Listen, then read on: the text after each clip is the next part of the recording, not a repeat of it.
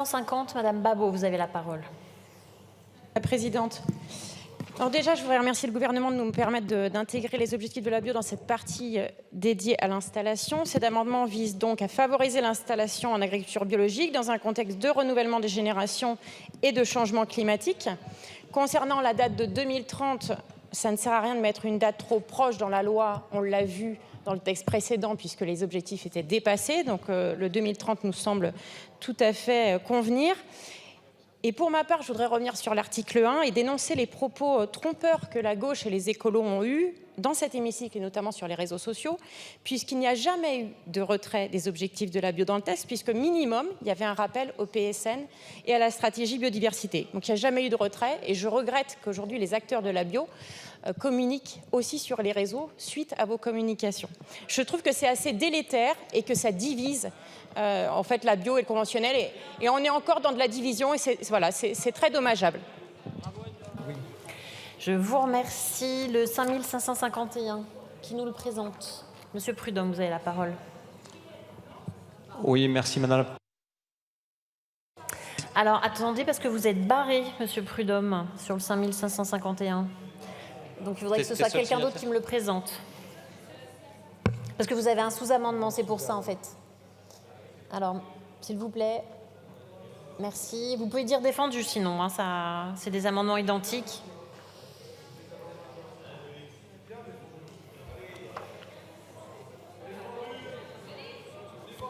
Merci Madame la Présidente. Désolée, mais voilà, on essaye de s'ajuster. Bon, par ailleurs, comme vous tous, nous sommes là depuis un certain temps en hémicycle, pas comme vous tous, mais en tout cas pour un certain nombre d'entre nous. Et je sais qu'il y a parfois la fatigue qui nous atteint. Donc je rappelle ce qui s'est passé, parce que je veux quand même que ce soit bien clair pour tout le monde ou pas?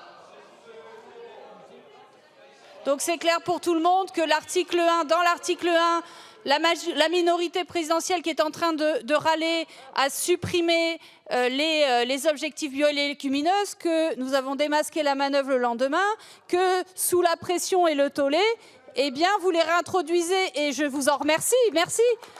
Merci effectivement d'avoir sous la pression accepté de réintroduire, et nous le faisons tous aujourd'hui, les objectifs de surface en bio et légumineuses comme ils étaient dans le code rural auparavant. Donc vous avez admis, après qu'on ait longuement argumenté, vous avez enfin admis, après l'avoir nié, que oui, il est important de le remettre dans la loi. Tant mieux, je veux dire, tant mieux quand même que voilà, vous soyez revenus sur votre décision. Nous nous en félicitons. Alors, je vous remercie. Le 5553, Monsieur Dubois, vous avez la parole. Oui, merci Madame la Présidente. Un amendement de mon collègue Julien Dive et avec les co-signataires du groupe, où il est important que de dépendre et de porter toutes les agricultures et de ne pas systématiser une ou une autre agriculture. Je pense qu'il est raisonnable, on est sur les mêmes objectifs. Il est important de se fixer des objectifs, mais des objectifs que l'on peut tenir. Et on sait bien que dans la crise que traverse le bio, avec une inflation qui est toujours pas contenue, on sait très bien pourquoi l'agriculture biologique est en crise, c'est parce que avec le système inflationniste, les consommateurs n'arrivent plus à se payer une alimentation de qualité. Donc il faut se tenir des objectifs qui sont tenables et contrairement à ce que vous dites, ma chère collègue Trouvé, vous étiez sur 30% des surfaces agricoles en légumineuses, si je me rappelle bien. Donc ce n'est pas tout à fait 10% avec un objectif à 2030. Donc là, c'est des objectifs qui sont tenables et pour que toutes les agricultures puissent participer à la souveraineté alimentaire. Je vous remercie d'écouter les orateurs, s'il vous plaît. 5554, Monsieur Alfandari, vous avez la parole. Merci Madame la Présidente. Juste quand même pour réexpliciter que ce que l'on est en train de faire là, c'est afficher en gros dans la loi les objectifs. Ils n'ont jamais disparu. L'article 1 fait clairement référence à la stratégie alimentaire et à la stratégie de biodiversité dans lesquelles vous avez 21% des SAU et 10% de légumineuses. Et que le L1 tel qu'il était obsolète, puisqu'on était sur des objectifs 2022 à 14%. Ça n'avait aucun sens. Maintenant, vous avez un geste des rapporteurs, du ministre, notamment vis-à-vis de la totalité de la profession, pas vis-à-vis de nous, mais de la totalité de la profession bio, pour qu'il soit écrit en gros ces objectifs dans la loi. Je pense que plutôt que de critiquer et de donner une mauvaise image du travail que l'on fait, saluons-le et donnons de la clarté. Les objectifs sont écrits en gros dans la loi. Je vous remercie. 5556, Monsieur Topiac, vous avez la parole. Merci Madame la Présidente. Donc, je me félicite que Monsieur le ministre de l'Agriculture ait tenu son engagement qu'on puisse réintroduire dans l'article 8, dont on dépose cet amendement similaire à celui du gouvernement pour qu'on puisse rétablir en 2030 les objectifs de 21% de surface agricole utile en bio et 10% légumineuses. J'attire votre attention sur deux sujets. Sur les courts termes, 2027, ça me semble très compliqué. Je le redis, dans mon département, je ne sais pas, Monsieur le ministre, à l'échelle de la France, nous avons actuellement un mouvement de 15 à 20% de déconversion, reconversion, c'est-à-dire déclaration au 15 mai, qui est un peu décalé, et les gens vont se reconvertir derrière. C'est-à-dire que nous allons avoir 15 à 20% de la SAU bio aujourd'hui qui va être en conversion pendant 3 ans. Ce qui veut dire que dans 3 ans, nous risquons d'avoir peu évolué dans le pourcentage de bio. C'est une grosse préoccupation. La deuxième, c'est que ces pourcentages ne traduisent pas une capacité de production, puisque parallèlement, nous avons 20% qui vont être en luzerne ou en coriandre. Je rappelle le côté quand même folklorique de la coriandre qui n'a aucun intérêt pour l'agriculture. Donc, derrière, ça nécessite aussi, et ça pose la question des organismes de stockage et de l'agroalimentaire qui va être en difficulté. Donc, ces pourcentages, c'est très bien, mais Monsieur le Ministre, il va falloir qu'on priorise le maintien au bio pour éviter ces phénomènes, au lieu de continuer, dans cette période de 3 ans, à donner des aides à la conversion. Donnons plus d'aides au maintien pour éviter ces phénomènes et cette aubaine qui est donnée dans la déconversion-reconversion. Je vous remercie. Nous en arrivons au 5557. Alors qu'il présente, il est défendu. Le 5559, Monsieur le Président Chassaigne, vous avez la parole. Merci. Je dois en profiter pour faire quelques observations. La première, c'est vrai qu'on a l'habitude dans les textes de loi, notamment les lois d'orientation, de se fixer des objectifs chiffrés. Mais combien de fois j'ai vu des objectifs chiffrés qui ensuite n'ont absolument pas été respectés. Je pourrais citer par exemple le fret ferroviaire. On doit avoir des objectifs qui dépassaient les 20%. Aujourd'hui, on est à moins de 10%. Je pourrais citer les énergies renouvelables aussi, où on a pu avoir des bagarres en séance sur la hauteur de l'objectif qu'il fallait se fixer. Plus récemment, le bio, dans la restauration collective. Quand on voit ce qu'il nous reste à faire en termes de restauration collective par les volontés, bien sûr, des collectivités territoriales et l'accompagnement des collectivités territoriales, il y a un chemin énorme encore à franchir. Donc tout ça pour dire que les objectifs chiffrés, comment ils peuvent se manifester? Ils peuvent se manifester évidemment par une volonté politique derrière. Il y a la volonté politique, il y a l'accompagnement, et c'est valable pour le bio. Je ne vais pas rentrer dans le détail puisque le temps ne le permet pas. Je voudrais dire qu'aussi, il y a un autre élément, c'est le contexte. C'est le contexte économique, c'est le contexte social. J'ai sous les yeux une étude très récente de l'INRAE qui portait sur l'agriculture biologique et les produits animaux bio avec les conséquences du choc de l'inflation. Les chiffres, c'est quoi? C'est que la part des produits alimentaires bio dans la consommation alimentaire des ménages est passée de 3,20% en 2015 à 6,57% en 2020, 6,63% en 2021, on était loin, c'est vrai, d'autres pays de l'Union européenne, mais en avance par rapport à beaucoup d'autres. Et que le choc de l'inflation a fait qu'il y a une régression considérable qui s'est faite dès 2022 avec un effondrement de la consommation du bio, qui a marqué vraiment un recul extrêmement important. Tout ça pour dire que la raison, d'ailleurs, toute l'enquête le montre, la raison, c'est pas un manque de confiance envers le bio. Absolument pas. La raison principale, c'est le coût. C'est l'inflation. Donc, il y a différents critères qui rentrent en ligne de compte. Je ne pense pas qu'il faut trop se prendre la tête sur les chiffres que l'on retient. On sait qu'ensuite, la réalité est souvent bien différente. Je vous remercie. Nous en arrivons au sous-amendement, le 5570. Madame Batho, vous avez la parole. Oui, merci Madame la Présidente. Sans vouloir refaire, après l'article 8, l'ensemble des débats sur l'article 1er, je voudrais juste rappeler que ce qui s'est passé sur l'article 1er n'était pas un couac, n'était pas une erreur. ce serait désobligeant pour les administratrices et les administrateurs de l'Assemblée nationale, comme pour l'ensemble des hauts fonctionnaires qui font des réunions interministérielles pour déterminer les avis du gouvernement sur les amendements. Ça a été un choix conscient du gouvernement de supprimer les objectifs pour l'agriculture biologique qui figuraient à l'article L1 du Code rural. Et c'est bien que le gouvernement reconnaisse maintenant que c'était une erreur sur le plan symbolique, sur le plan politique. Donc, tant mieux. Mais, parce qu'il y a un mais, ce qui est réintroduit à l'article 8, après l'article 8, d'abord, ne sera pas dans le Code rural. Donc, nous aimerions que les rapporteurs et le gouvernement confirment que dans les lectures ultérieures de la procédure, ce sera remis à l'article L1 du Code rural. Premier point. Deuxième point, la rédaction qui est proposée par l'amendement du gouvernement et les amendements similaires, il faut la modifier pour reprendre les termes qui étaient dans l'article L1, à savoir promouvoir la conversion et le développement de l'agriculture et des filières biologiques, là où aujourd'hui la phrase de début de l'amendement fait seulement référence à la notion d'agroécologie et non pas aux filières et à l'agriculture bio. Je vous remercie. Le sous-amendement 5572, Madame Pochon, vous avez la parole. Merci Madame la Présidente. Alors oui, vous nous dites que vous n'avez rien supprimé à l'article 1er. Je me demande alors ce qu'on est en train de rajouter maintenant. Nous voterons bien évidemment en faveur de cet amendement qui est identique si c'est celui-là sur lequel se porte le choix de la majorité d'entre vous.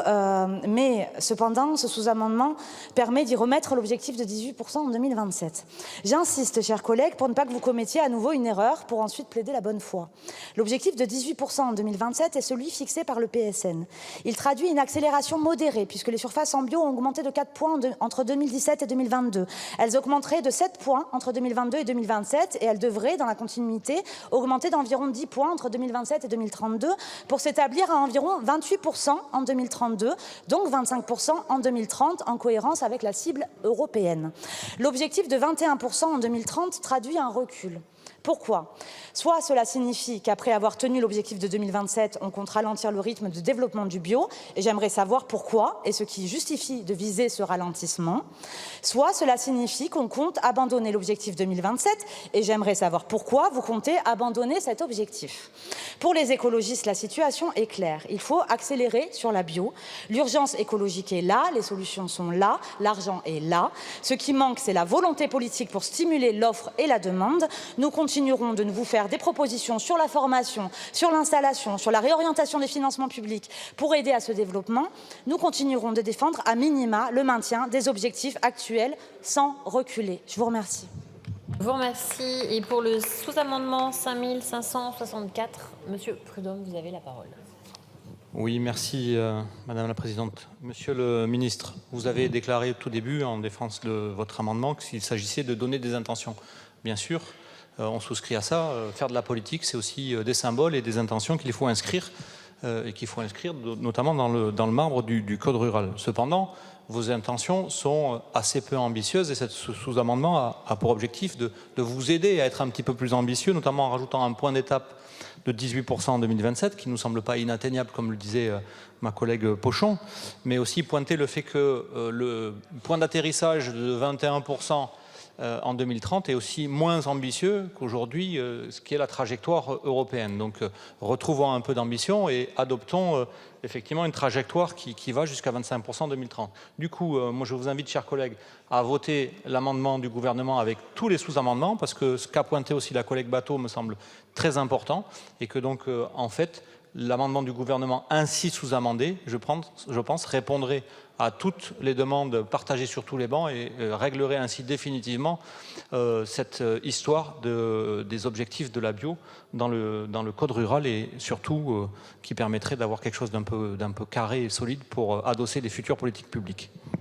Je vous remercie. Alors, je vais demander les avis du rapporteur donc, sur l'amendement qui est en discussion commune et les sous-amendements, puisqu'il est lui-même l'orateur. Donc, j'imagine qu'il est favorable aux amendements identiques. Et Monsieur le Ministre, après, vous aurez la parole, bien évidemment.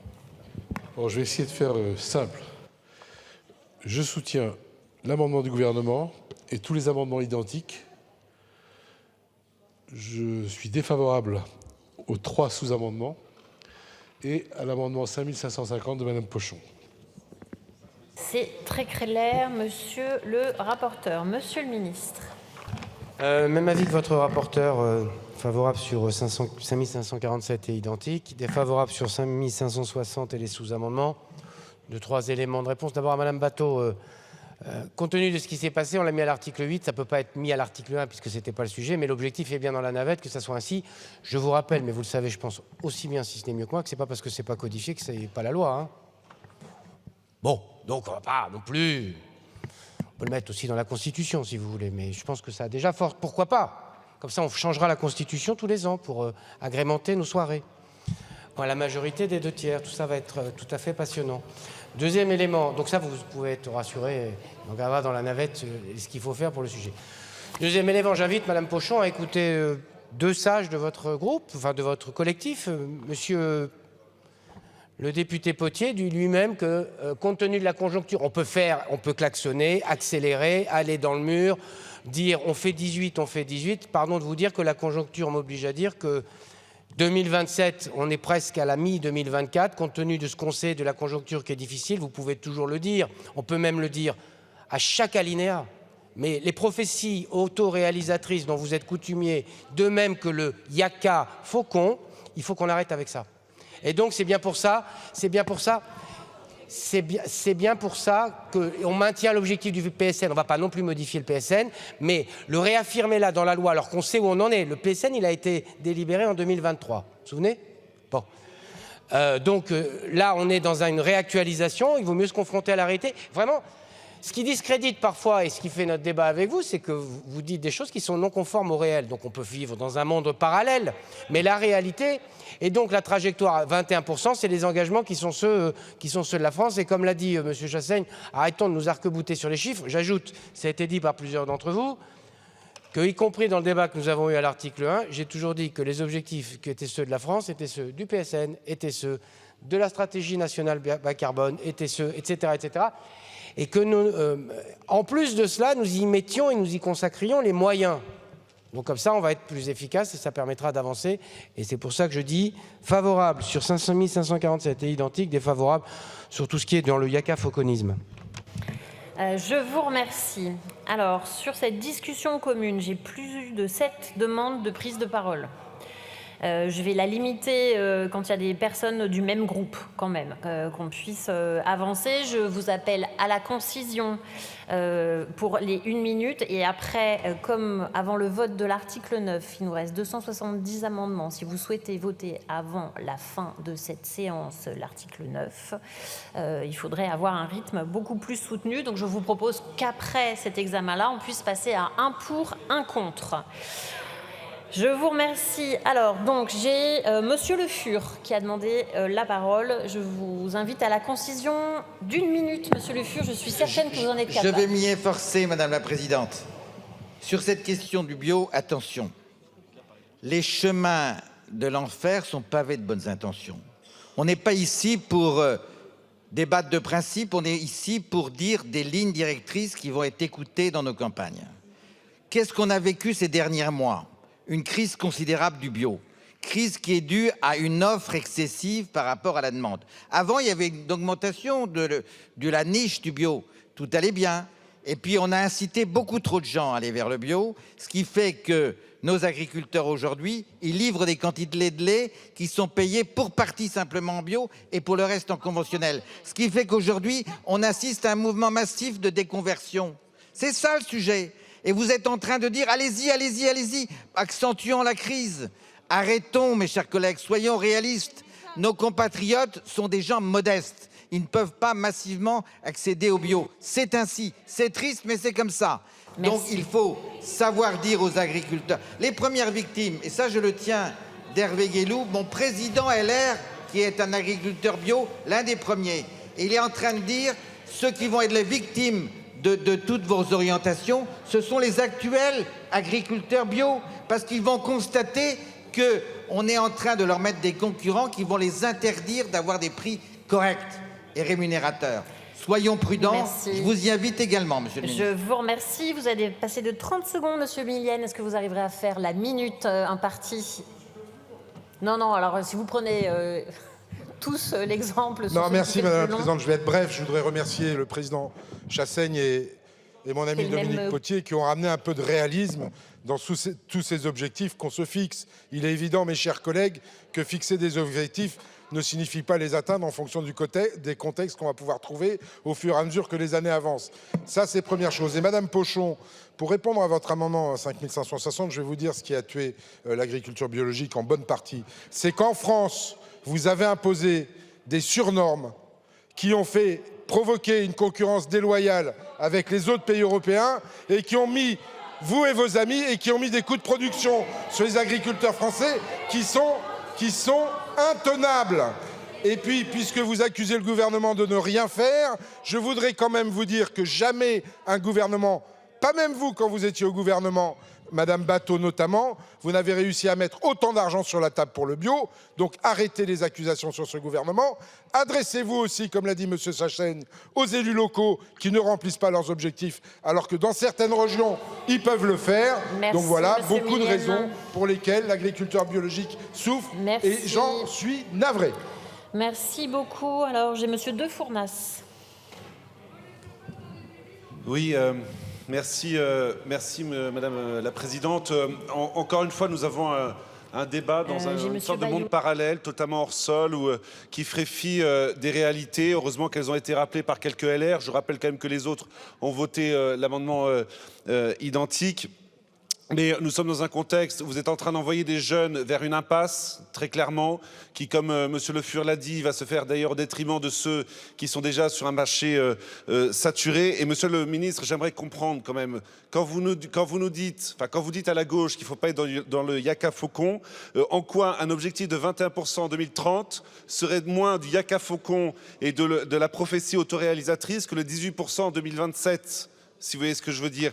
Il y a un moment où il faudrait quand même revenir à des choses un peu cohérentes. Rappelez d'abord, Monsieur le Ministre, ça serait bien, parce que vous êtes quand même là aussi pour défendre l'agriculture conventionnelle, qu'elle est capable de nourrir la population française en respectant la santé des consommateurs, en respectant aussi l'environnement. Et je voudrais rappeler pour terminer que l'agriculture biologique n'est pas exempte non plus d'impact, notamment sur les sols, avec l'utilisation du cuivre, qui est un métaux lourd et qui rend fertile les sols. Merci. Alors, Monsieur Benoît, vous avez la parole. Pour une minute oui, également. Pour saluer la volonté du gouvernement et d'un certain nombre de groupes politiques qui veulent soutenir le bio et le réaffirmer dans cet article. Tout d'abord, le bio, si on se place du côté des agriculteurs, des jeunes agriculteurs qu'on veut voir s'installer en nombre, eh bien c'est comme l'enseignement. Il faut que les agriculteurs aient le libre choix de s'installer en bio ou en non bio. Premier point. Deuxième point, moi je soutiens le bio parce que j'y crois, parce que je pense qu'une alimentation saine, sûre et durable, ça passe aussi par le bio.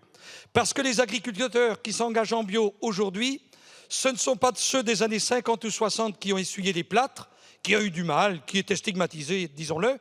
Aujourd'hui, ils sont dans un esprit d'excellence et bien souvent l'agriculture bio aujourd'hui, elle tire l'agriculture conventionnelle vers l'excellence.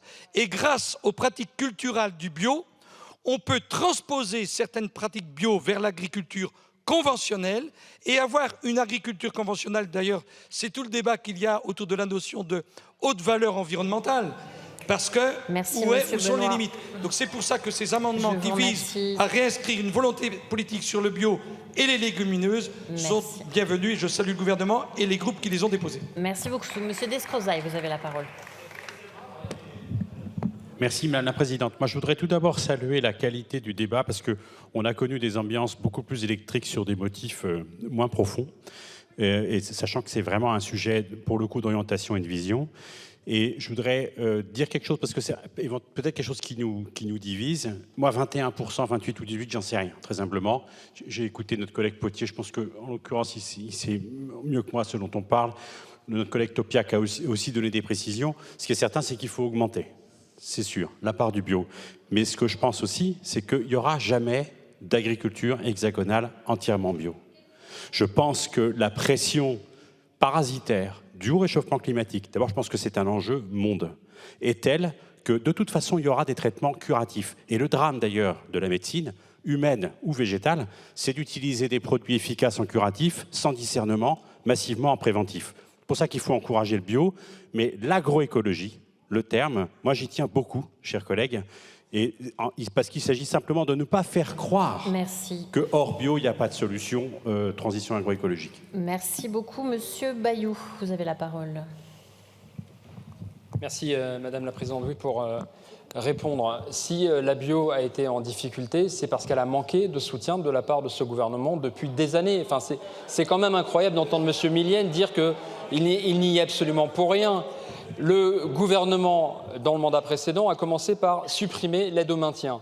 Et nous avons, Monsieur Le Fur, ne vous en déplaise, une agriculture biologique qui est beaucoup moins subventionnée que l'agriculture chimique. Voilà pourquoi c'est plus cher en rayon, y compris aussi parce que ce gouvernement a laissé les distributeurs faire plus de marge sur le dos des agriculteurs biologiques et a continué de soutenir les pseudo-labels écologiques comme le HVE qui a introduit de la confusion dans la tête des consommateurs et consommatrices. Voilà pourquoi Marie Pochon a raison, la collègue députée Marie Pochon a raison de vouloir rétablir cet objectif. Un objectif pourquoi ? Pour pouvoir soutenir avec des fonds publics durables les investisseurs, les agriculteurs qui veulent investir dans la filière biologique. C'est bon pour l'emploi, pour le climat, pour la santé, pour la qualité des eaux. Il faut soutenir l'agriculture biologique. Merci. Nous avons Monsieur Potier également pour 1 minute. Oui, sur la méthode tout d'abord. Quant à l'article 3, on a vu qu'il y avait une ouverture du gouvernement qu'on salue. On a cherché une proposition. Et qu'est-ce qu'on a fait tout simplement? Moi je veux le dire, c'est transparent. On a appelé l'agence bio, on a consulté la FNAB, donc les premiers opérateurs concernés. Ils nous ont dit à court terme, on ne voit pas de rebond, mais on peut se mettre dans une perspective de quelques années et on peut rejoindre un objectif sur lequel on s'est mis d'accord en appelant Antoine Payon, le SGPE. Ils nous ont dit on est à 21% pour des questions de cycle, etc. Ça, c'est un impératif écologique. Il y a des impératifs économiques, il y a des impératifs écologiques. Pour tenir les promesses de la France, il faut être à 21% de bio. Je pense que l'on est tous d'accord là-dessus. Ça ne nous empêchera pas de soutenir les sous-amendements intermédiaires sur 2007. Mais je crois, par contre, 27 par contre. Mais par contre, le 2030, pour nous socialistes, c'est le 2030 qui est l'échelle réaliste sur l'objectif pour partager et on s'en réjouit. Je voudrais juste dire, Monsieur le Ministre, 2 choses. Si on veut atteindre ces objectifs, André Chassaigne l'a dit, il faut passer de 7 à 20% dans la Restocco, mais il y a autre chose qu'il faut faire. On a estimé dans la commission d'enquête pesticides que si on bougeait 5% des 20 milliards que nous consacrons en permanence à l'agriculture par la fiscalité, par les aides nationales et européennes, 5% c'est 1 milliard, on peut faire la bio, les protéines et les mecs. Merci. Madame Batho, vous avez la parole pour 1 minute également. Oui, merci Madame la Présidente. D'abord, Monsieur le Ministre, les écologistes sont bien placés pour savoir que ce n'est pas la mention d'objectifs dans les lois qui suffisent à les atteindre. Non, c'est ce qu'ont fait un certain nombre de gouvernements successifs, dont celui auquel vous appartenez. Et les bilans, effectivement, peuvent être faits. Néanmoins, quand on supprime un objectif, ça a un sens politique. D'autant qu'on est dans une période où il y a une espèce de backlash, de grande revanche sur un ensemble d'avancées écologiques ou d'avancées du droit de l'environnement dont on a entendu beaucoup de discours ici. Donc nous voulons le rétablissement de cet objectif pour cette raison. Et nous ne sommes pas d'accord pour consentir à l'insu de notre plein gré à l'idée que l'objectif 2027 ne serait pas tenable parce que la situation dans laquelle nous sommes aujourd'hui dans l'agriculture biologique résulte de mauvais choix et résulte aussi d'un laisser-faire sur les marges de 70% de la grande distribution. Dernière chose, je ne comprends pas l'avis défavorable des rapporteurs et du gouvernement sur le 5570 qui rétablit la rédaction actuelle de l'article L1 du Code rural. Je vous remercie. Et pour finir, Madame Trouvé, vous avez la parole pour 1 minute également. Merci Madame la Présidente. Donc, je crois qu'il faut sortir des caricatures, réalisme ou pas. C'est une question de volonté politique. Donc, je le redis, effectivement, le 18% de bio en 2027, mieux vaut l'avoir dans la loi plutôt que sous forme réglementaire. Je rappelle que le plan stratégique national, Monsieur le Ministre, et vous le savez très bien puisque vous l'avez refusé tout à l'heure, le plan stratégique national n'est jamais débattu et décidé dans l'hémicycle. Ici, nous décidons des lois. Donc oui, nous voulons dans la loi les 18% de bio, de surface en bio dès 2027. Question de volonté politique, on l'a dit. Si aujourd'hui le bio est en crise, c'est pas parce que tout à coup les consommateurs voudraient plus de bio, c'est parce qu'ils n'ont plus de fric. Et que le pouvoir d'achat est en chute du fait de vos politiques, notamment de baisse du pouvoir d'achat des ménages aux revenus modestes. Dernière chose,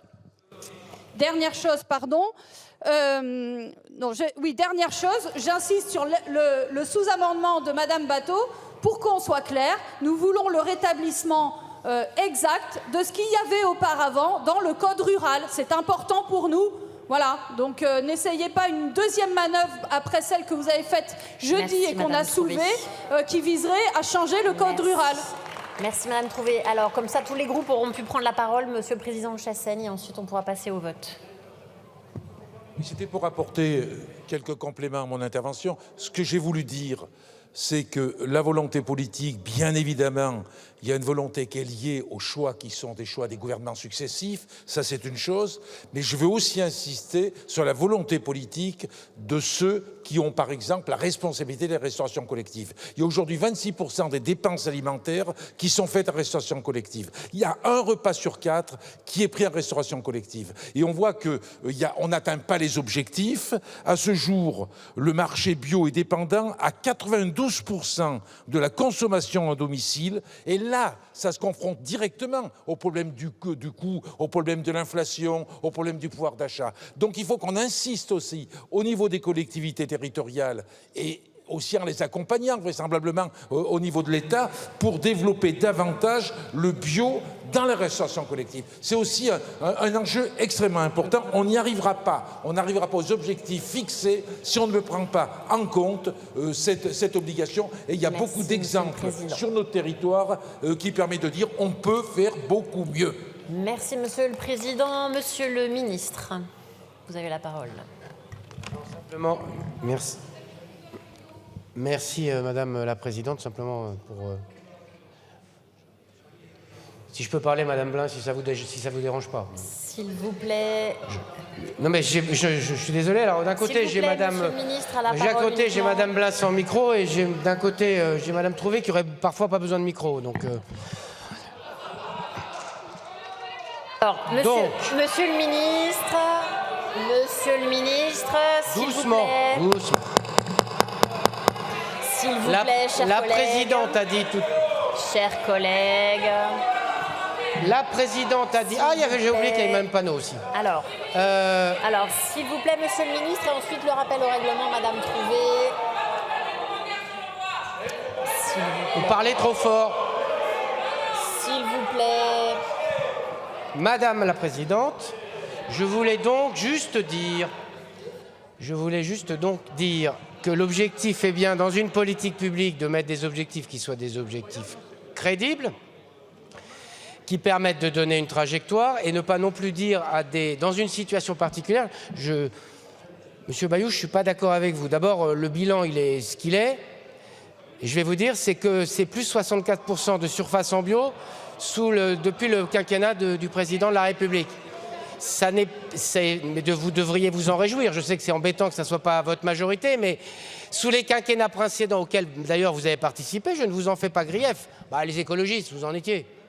On ne se défausse pas comme ça, on fait partie d'un parti, on reste solidaire, c'est comme ça la vie.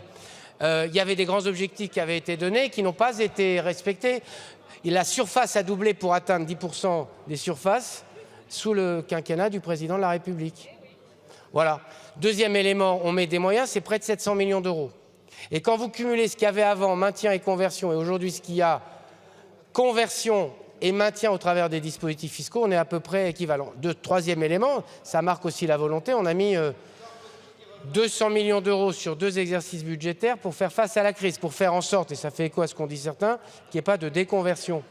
Parce qu'on a besoin d'avoir des objectifs qui soient tenus, mais le premier objectif qu'on doit avoir, c'est que l'argent public qui a été mis, il n'aboutisse pas à des déconversions, ça serait la pire des signaux, et en termes d'argent public, et croyez bien que je suis particulièrement vigilant. Mais c'est cet équilibre-là, les moyens qu'on met, la volonté politique que vous voulez tous qu'on exprime, c'est une volonté politique qui s'exprime aussi au travers des moyens et pas seulement au travers des intentions qu'on peut avoir au travers des dispositifs. Donc c'est le même avis sur tout ce que j'ai dit tout à l'heure, mais je voulais juste compléter par ces éléments-là.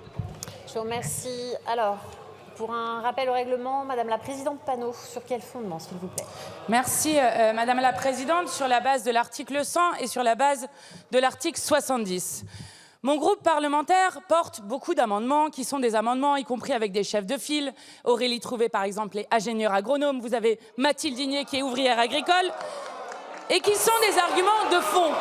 S'il vous plaît. Je trouve scandaleux, Monsieur le ministre, rappel au règlement, que dans des arguments qui sont des arguments de fond, avec des visions politiques qui s'affrontent, puisque ça doit être ça, le Parlement et la démocratie, que vous en veniez sur la question de nos voix, et particulièrement, et je l'ai déjà indiqué à la présidente de l'Assemblée nationale, sur les voix des femmes. Parce qu'il est insupportable qu'à chaque fois, vous en veniez sur la manière dont Madame Trouvé parle, dont moi-même je parlerai.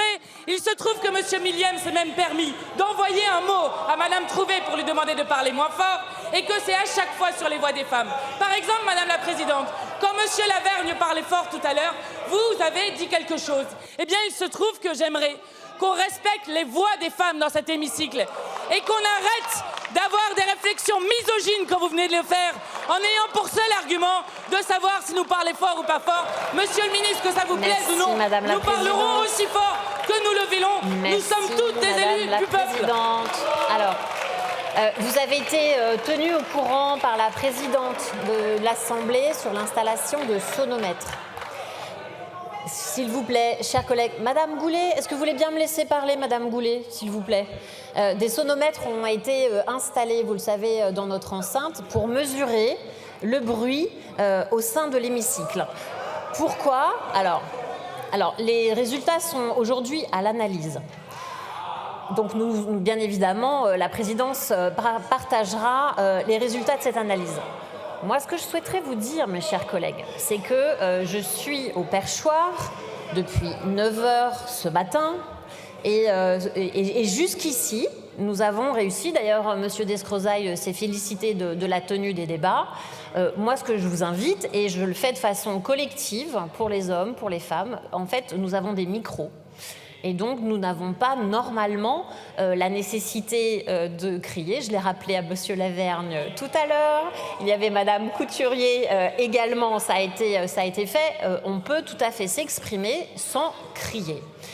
C'est ce que je vous propose de faire. Le mieux également, c'est de pouvoir s'écouter et de pouvoir parler successivement et non pas simultanément. Alors c'est plus agréable à la fois pour l'ensemble de nos collègues et c'est agréable pour les personnes aussi qui se situent dans les tribunes.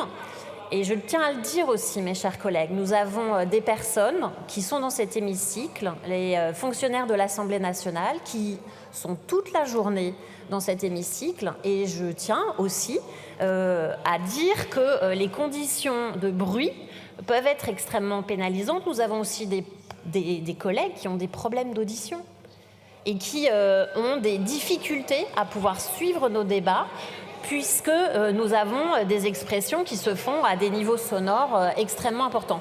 Je vois, mes chers collègues, que ce que je vous dis, a priori, ne suscite pas le silence. Moi, je voudrais qu'on puisse passer au vote de ces amendements. Il y a des rappels au règlement. Vraiment, je vous indique de le faire dans des conditions respectueuses des uns et des autres, s'il vous plaît. Donc, Madame Trouvé, Monsieur Millienne, et ensuite on passera au vote de ces amendements, qu'on puisse retrouver la sérénité de nos débats. Madame Trouvé, vous avez la parole, et Madame Trouvé uniquement, s'il vous plaît, mes chers collègues. Merci, Madame la Présidente. Il se trouve que vous aviez fait tout à l'heure la remarque au collègue Lavergne sur l'intensité de sa voix. Bien, mais là on est dans un cas différent, Monsieur le Ministre. D'ailleurs, je pense que tout à l'heure je ne vous ai pas répondu plus fort que d'habitude. On est dans un cas particulier, c'est que depuis tout à l'heure nous sommes à un nœud du débat. D'accord? Un nœud du débat. De réintroduire dans le code rural ce qui existait. Et donc, plutôt que de répondre sur le fond, bien, oui, mais là, on est vous plus l'avez fait sur la voie. Et c'est l'article 100 de la bonne tenue des débats. On débat du fond, il me répond sur la forme pour faire diversion. Alors, et ça, c'est inadmissible. Tous les groupes ont pu prendre la parole sur le fond. Alors, Monsieur Millienne, mais vraiment rapidement, s'il vous plaît, Monsieur Lavergne, Merci, Madame la Présidente. À part dire que vous avez une grosse voix. Sur la base de l'article 58, Monsieur Millienne, vous avez la parole. Alinéa 1, je voudrais rétablir une vérité, puisque j'ai été mis en cause par Madame la Présidente Panot. Il est vrai que j'ai envoyé un mot à Aurélie Trouvé pour la prévenir. Laissez-moi terminer, Madame Panot, parce que moi je vais dire la vérité, j'ai aucun problème avec ça. Pour la prévenir qu'effectivement, le volume sonore de sa voix posait des problèmes à certains collègues. Et si j'ai fait ce mot-là, Si j'ai fait ce mot-là, c'est pour la mettre en garde sur ce qui risquait d'arriver et qui est arrivé aujourd'hui. C'était pour lui rendre service et pas pour la... voilà, c'est tout. Mais comme vous interprétez... Alors, s'il vous plaît, merci. Alors, je suspends la séance. Ça suffit.